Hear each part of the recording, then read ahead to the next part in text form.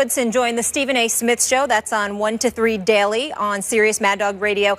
And they discussed Jimmy Graham. And basically, essentially what he said is that Graham is not a complete teammate and he does not block. Stephen A., can you get into this more in terms of what you and Darren discussed? Well, I asked him about Jimmy Graham because Jimmy Graham only has about 18 receptions on the year for like 174 yards. The first 2 games of this season, Skip, as you well know, he wasn't an active participant in the Seahawks offense. And even Pete Carroll came on the record and said, we've got to find a way to get Jimmy more involved. Darren Woodson essentially came on being a football analyst that he is, being a Super Bowl champion, really dissected and analyzed what he saw. And essentially said that he wasn't a teammate. He was a guy out there playing for himself because not necessarily in terms of selfishness, but that he wanted no part of the physicality. It's something that I heard Chris Carter allude to just weeks earlier when he sat there and said, look, Jimmy Graham would block, but let's be real, he doesn't want to block. That's what he said. And obviously, when you play the tight end spot, Skip Bayless, sometimes your responsibility is to help that offensive line ward off oncoming defenders towards the quarterback. You got to block. And that's not Jimmy Graham's strength. So because of that, Darren Woodson highlighted that just like Chris Carter had weeks earlier, except that Darren Woodson obviously sounded a bit more incendiary, to say the least.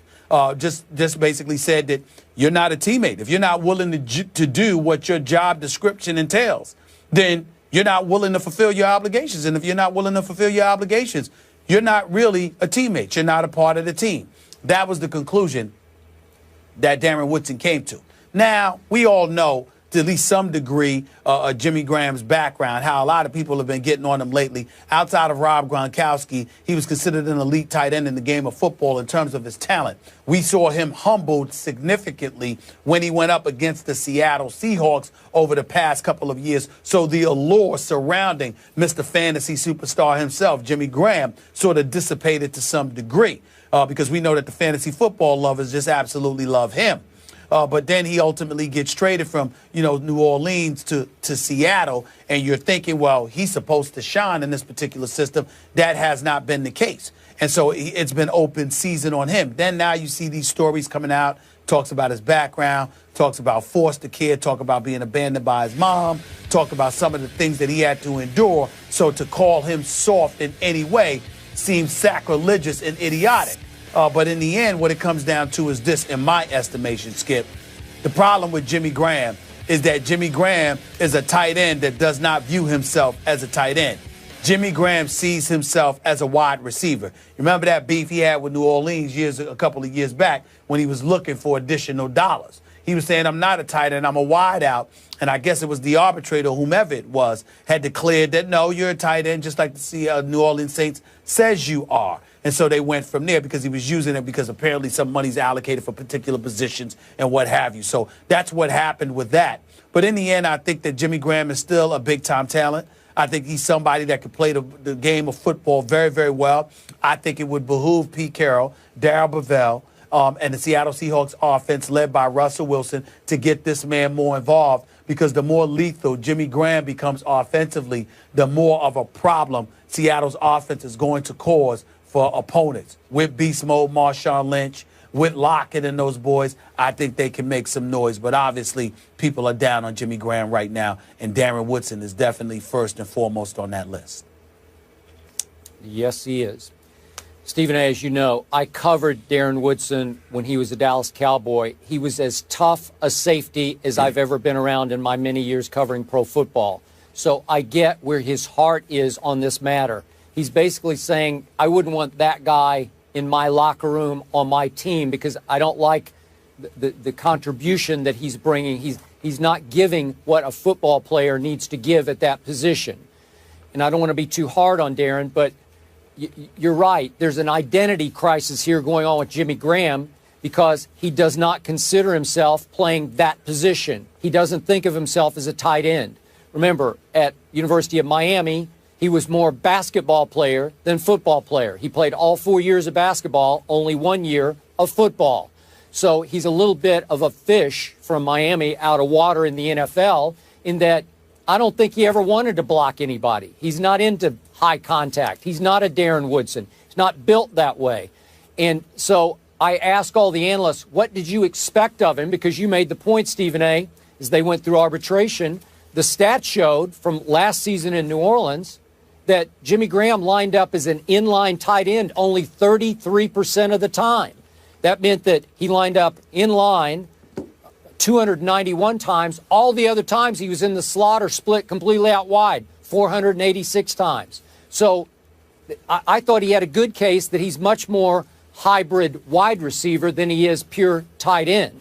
So when he got to Seattle, you and I talked about, man, how are Cam Chancellor, Richard Sherman, all the rest in the Legion of Boom, how are they going to accept this? Are they going to be able to toughen him up in practice? Well, so far, not so good. Now, do they resent him? I don't know. I don't have any idea. But he's so far having a hard time fitting into the Seattle offense, and it may be a little bit because there's some resentment that he doesn't do the dirty work, as Darren Woodson said. But I don't think he's capable. I don't think he's built to do the dirty work. I think they just have to accept him for what he is and isn't. Well, I think they have to remember the number one reason they brought him to Seattle. Bottom line is they didn't bring him to Seattle to block. I understand that's part of his responsibility, but they didn't bring him to Seattle for that. They brought him to Seattle to catch the football. They brought him to Seattle to be their version and the NFC's version of Rob Gronkowski, because we all know as it goes for tight ends, he may be the closest thing to Rob Gronkowski out there in terms of route running and catching the football from the tight end slot. If they utilize him effectively, none of this is an issue. I promise you. The Legion of Boom is going to look at him and his ability to elevate Seattle's offense, and they will gravitate to him in a heartbeat. But you don't ask a guy like that to block that much. I don't care what anybody says. You just don't do it. Because not only does he not want to, but he's not built for it, okay? He's a big boy, but he's not big and rugged like Rob Gronkowski. He's just tall and athletic. There's a difference. And when you have somebody like that, you've got brawlers and you've got boxers. He's a boxer. He's a finesse guy. He's gifted in skill. I agree. There's no rough and ruggedness to him. He might be internally stronger than they're giving him credit for, but he's not a rough and rugged kind of player. He's more finesse and skilled. And when you know that, you can't put him in a position where you're asking him to be Rough Riders. I do understand, though, where it's coming from. Remember what I told you Cam Chancellor and the Legion of Boom told me a couple of years back? We teach everyone here to attack your fears. Whatever you fear, go out there and do it, because we don't want you doing it. I don't think it's a matter of Jimmy Graham being fearful. I think it's a matter of him feeling like he's not productive unless he's catching the football and making things happen as opposed to blocking. That's part of his problem. Okay. So somebody's going to have to get into his head and modify his mindset to some degree, but at the same time, they're going to have to learn to appreciate the gifts that he brings to the table, because they didn't have it before he arrived. That's why they went out there and got him. Okay, so Stephen A., this is your other Super Bowl team, the Seahawks. They going to win at Cincinnati Sunday? I believe they will. Their offense is giving me no reason to believe that, but I think that they'll come alive and they'll show up for this game. Cincinnati's very good. They're very gifted. You know, I have no faith in them in the postseason, but I think they're legit in the regular season. But they're not going to go undefeated. I think they're ripe to be had. I think that defense is big time, but I think Russell Wilson could do some things against them, and I think the Legion of Boom is going to rattle Andy Dalton. I think as pretty and as nice as he has looked throwing the football, I think he's going to be made to be very, very uncomfortable this coming Sunday. Give me a score. I'm going to say Seattle 22, Cincinnati 20. Really? Okay, so you at least have it close. It's going to be close. I completely disagree with your take. I believe that your Seahawks stole a game on Monday night, short turnaround on the road to Cincinnati. They were very lucky to get out with their, 2-2 life after Monday night. Should be 1-3 going to Cincinnati. We both agreed that we didn't love some of the things we saw offensively. Russell Wilson turned the ball over a couple times. Then the defense giving up a near 91-yard touchdown drive, nearly to end the game. Not a great sign. Cam Chancellor still trying to sort of find his way back into the Legion of Boom. Obviously slightly rusty here and there, though he made a great play that looked like it had saved the game until the bat out of hell play occurred. So I'm going to go with Cincinnati here because I'm starting to believe in the Bengals. I did not even have them in the playoffs, but my eye test is telling me they have a different level of self-confidence this year than I've seen in the past. Last few years, they have roller coastered all the way through the year, and maybe they still will. Maybe this will be the start of a decline. But I like the way Andy Dalton is carrying himself. He seems to be playing with a much higher level of self-confidence than I've seen in the past. So after what they did, just obliterating the Raiders on opening day at Oakland, they went and won at Baltimore. I'm going to go with them. I got a close score, too. I got 21-17 Bengals over your Seahawks. Well, I'm going to tell you this much. Andy Dalton has looked incredibly impressive. He's completing 67% of his passes. He's only thrown one interception on the season and 9 touchdowns. You know, his QBR is at 87, which is really, really great. It's better than most quarterbacks in the league, if not all of them. And then when I look at Giovanni Bernard and Jeremy Hill, I give a lot of credit where credit is due. And, of course, A.J. Green is one of the top 5 receivers in the game of football. And this defense is no joke either. But I do believe, Skip Bayless, that it may very well be too good to be true. Andy Dalton, in my opinion, can't continue to play this way. I could be wrong, but I don't believe it.